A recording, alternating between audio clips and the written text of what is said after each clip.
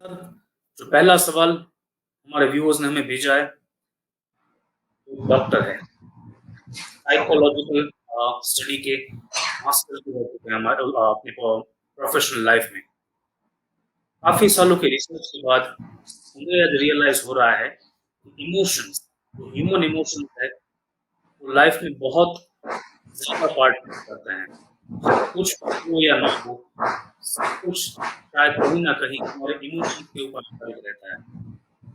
वो जानना चाहते हैं एज ए माइंड को हम क्या सोचते हैं रिगार्डिंग इमोशंस, कैसे इमोशंस हमारी लाइफ को गाइड करते हैं। What are emotions first of all.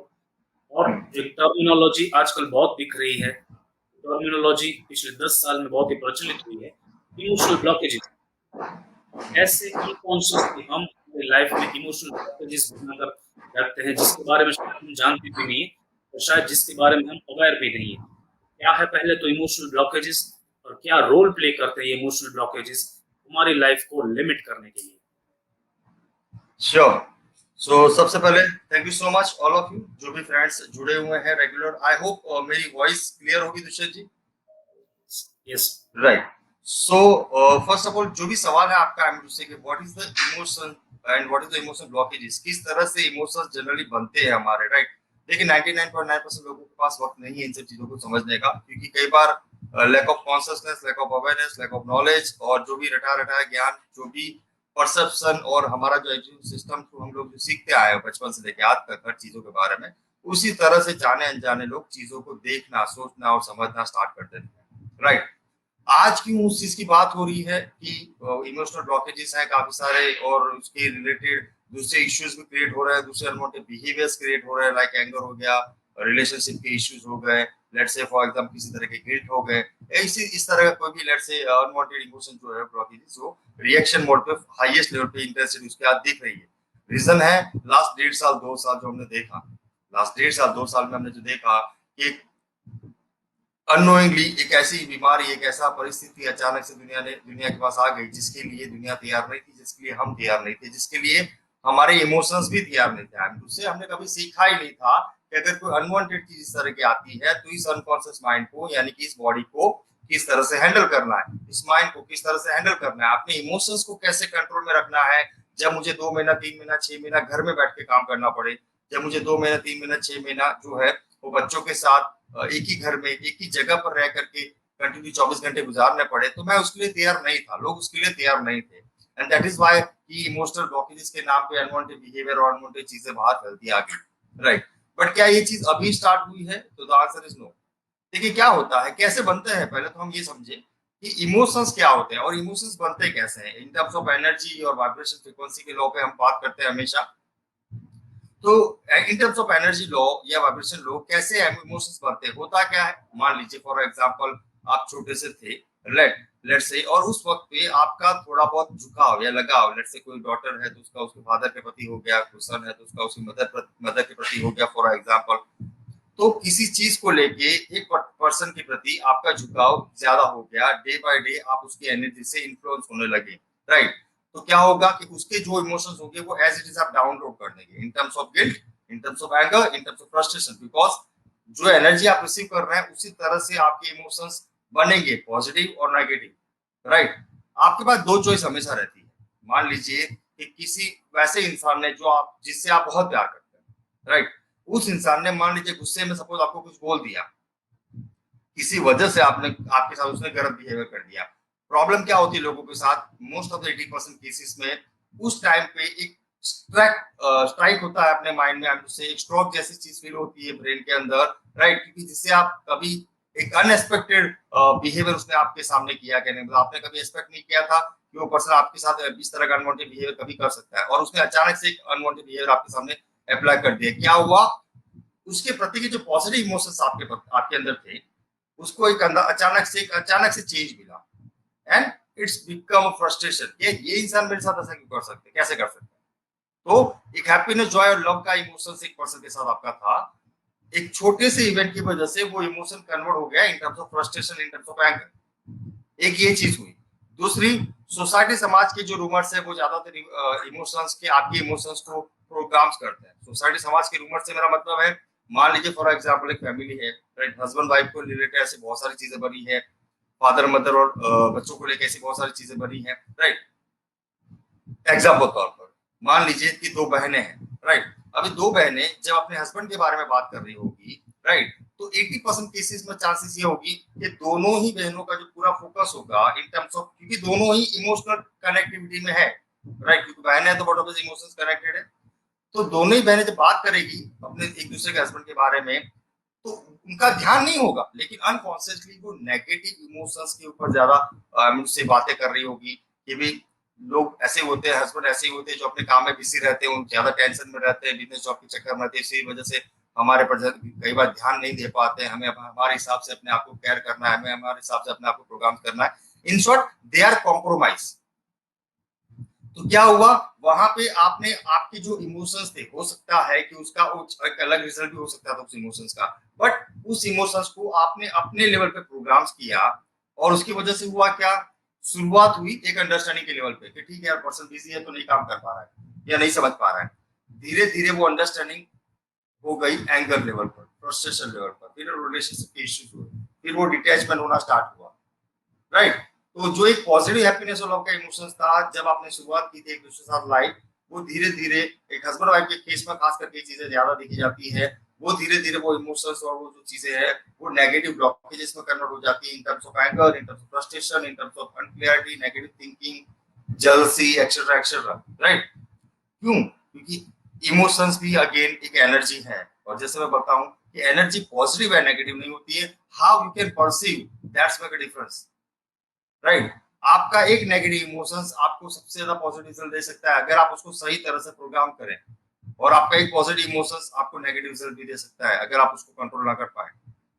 उत्साह में आ गए, हैप्पीनेस और जॉय में अगर आप मान लीजिए किसी को ज्यादा पैसा मिल गया, उत्साह में आ गए, पॉजिटिव इमोशन के साथ वो भर गया, राइट, और उस पैसे को उसने यहाँ वहां पे कहीं पे भी इन्वेस्ट कर दिया और पता चला पैसे डूब गए, तो जरूर नहीं है कि पॉजिटिव इमोशंस हमेशा आपको सफलता दिलाए, राइट। उसी टाइम पे अगर बात करते हैं नेगेटिव इमोशंस की, कि इंसान गिरा हुआ है, उसके पास पैसे नहीं है, उसको पैसे के लिए सफरिंग कर रहा है, उस वक्त पे अगर मान लीजिए उसको 50,000 लाख रुपए भी कहीं से मिलते हैं, वो पूरा कॉन्शियस होगा, उसके इमोशंस उसके कंट्रोल में होंगे कि इस 50,000 लाख रुपए को मुझे कहाँ इन्वेस्ट करना है, क्योंकि वो एक बहुत डीपर लेवल पे नेगेटिव इमोशंस पे वो चीजें जन हुई थी, तो कई बार वो लाख रुपए 10 लाख या 10 करोड़ भी बन जाते। तो जरूरी नहीं है कि किस तरह के इमोशंस आप कैरी करते हैं, जरूरी ये है कि आप उस इमोशंस को किस तरह से अपने लेवल पे प्रोग्राम करते हैं, नेगेटिवली और पॉजिटिवली। जैसे मैंने बताया एनर्जी एनर्जी है, how you can perceive that's make a difference always, चाहे वो इमोशंस है, चाहे वो पर्सन की बातें हैं, राइट, चाहे पर्सन की टोनालिटी है, कोई भी चीज है, आप कैसे चीजों को लेते हैं,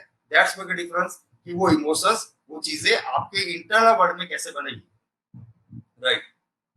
बचपन से लेके जैसा एनवायरनमेंट होता है, जैसे सोसाइटी है, जैसा समाज है, जाने अनजाने हमारे इमोशंस वैसे ही बनना स्टार्ट हो जाते हैं, किसी चीजों को लेके, किसी रिलीजन्स को लेके, किसी पर्सन को लेके, सोसाइटी को लेके, समाज को लेके, पॉलिटिकल पार्टीज को लेके, हम उसी तरह इमोशनली रिएक्ट करते हैं जैसे कहीं ना कहीं हमारे मदर फादर कर रहे थे, because we are downloading that emotion from that, right. अब ये हमारे ऊपर है कि हम उसी इमोशंस को परफॉर्म करते रहे, अगर हमें नेगेटिव रिजल्ट मिल रहा है तो, या हम कुछ नया देखें, हम कुछ अलग देखें, राइट, हम कुछ अलग करने की कोशिश कर रहे हैं, right.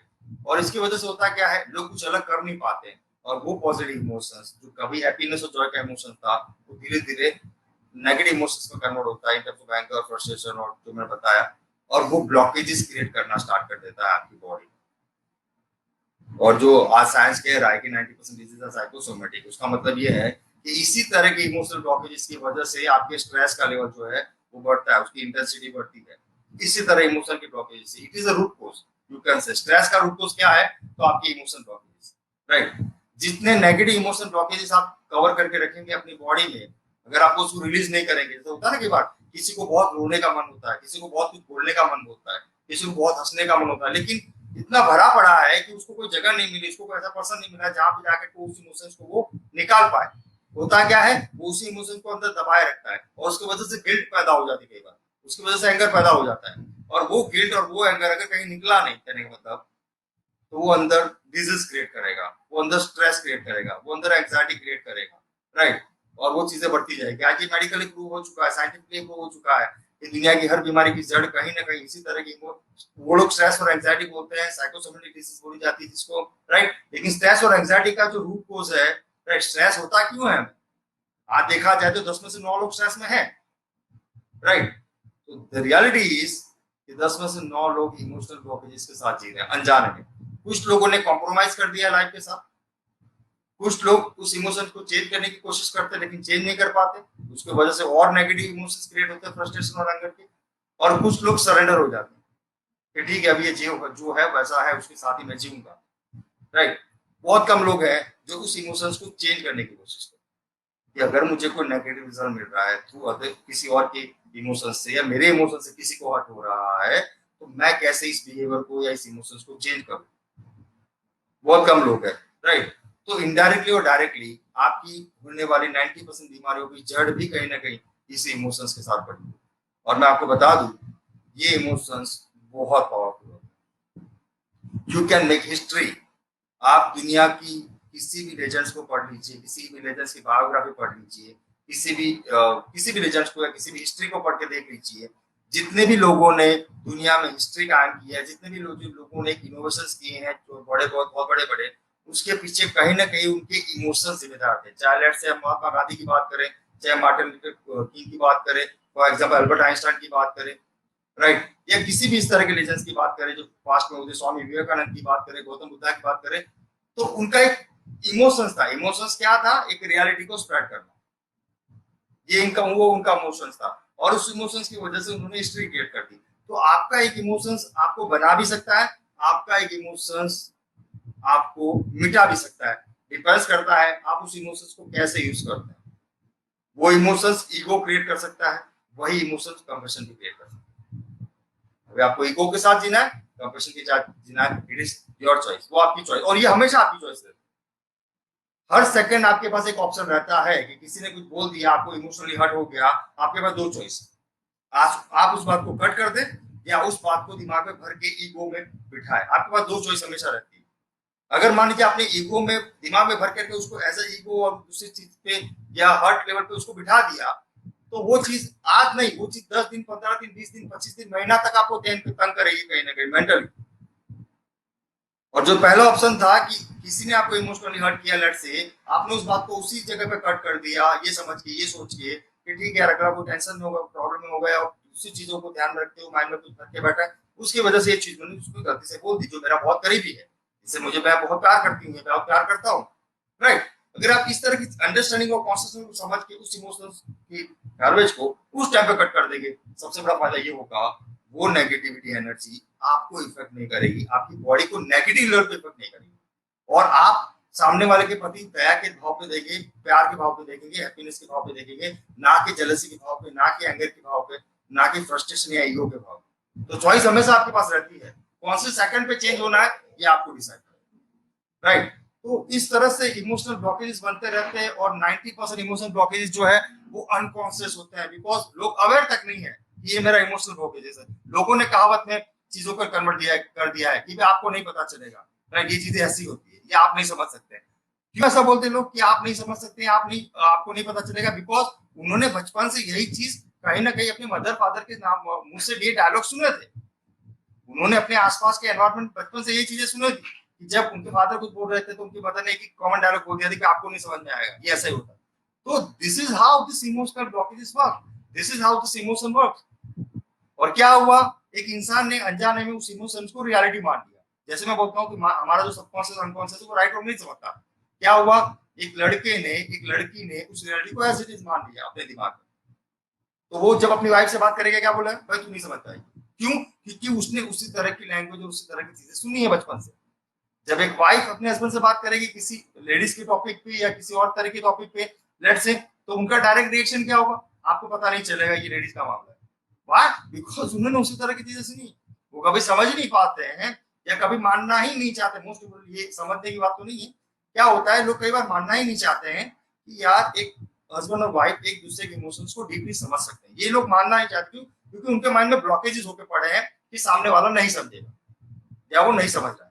And that is why इस तरह की ब्लॉकेजेस बढ़ते रहते हैं और कोई पॉजिटिव रिजल्ट भी क्रिएट कर सकते हैं, नेगेटिव रिजल्ट भी क्रिएट कर सकते हैं।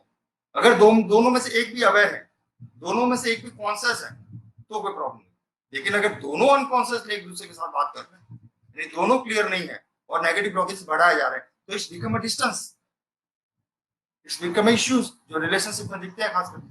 लेकिन अगर मान लीजिए एक आधा भी अवेयर है, वो समझ पा रहा है कि ठीक है यार, अगला एक दीवार बना के बैठा है, वो चीजों को रियलिटी में देखना नहीं चाहता प्रेजेंट में, वो अपनी पास्ट की जो बचपन की जो लर्निंग है इमोशनल ब्लॉकेज की, वो उसी तरह से इमोशनल ब्लॉकेज को जी रहा है, तो वो अगला समझ जाएगा, वो कट कर देगा उस एनर्जी को वहां पे, वो मैटर खत्म हो जाएगी 5-10-15 मिनट। ये तो क्या होगा, अगर दोनों अवेयर नहीं है तो एक एक्स बोल रहा है, दूसरा वाई बोलेगा, and it's become a blast, और वो चीज महीनों 2 महीनों तक चलेगी, ऐसा होता है लाइफ। तो ये अनकॉन्शियस प्रोग्रामिंग है, इमोशनल ब्लॉकेजेस, जिसके पते लोग अवेयर नहीं है, तब तक अवेयर नहीं होते हैं, लाइफ बिगड़ती जाती है, रिलेशन बिगड़ते जाते हैं, हेल्थ बिगड़ती जाती है, लेकिन लोग इतना अवेयर होना नहीं चाहते, या तो नहीं समझते हैं हमसे कई बार। एक चीज होती है कि आपको समझ में नहीं आ रहा है, देखिए उसका सॉल्यूशन है, और एक चीज होती है कि आप समझना ही नहीं चाहते, उसका कोई सॉल्यूशन नहीं, ठीक है। अगर आपको समझ में नहीं आ रही उसका सॉल्यूशन है, लेकिन अगर आप समझना ही नहीं चाहते हैं, there is no other option, right. तो यही चीजें हैं कि इस तरह से आपके इमोशंस ब्लॉकेजेस बनते हैं, ये आपको बना भी सकते हैं, आपकी लाइफ को, आपकी फैमिली को ये बना भी सकते हैं, ये आपको मिटा भी सकता है। It is up to you, choice हमेशा आपके पास रहती है, आपको किस मोमेंट पे कैसे इमोशंस को चेंज करना है, दैट्स सिंपल। तो इस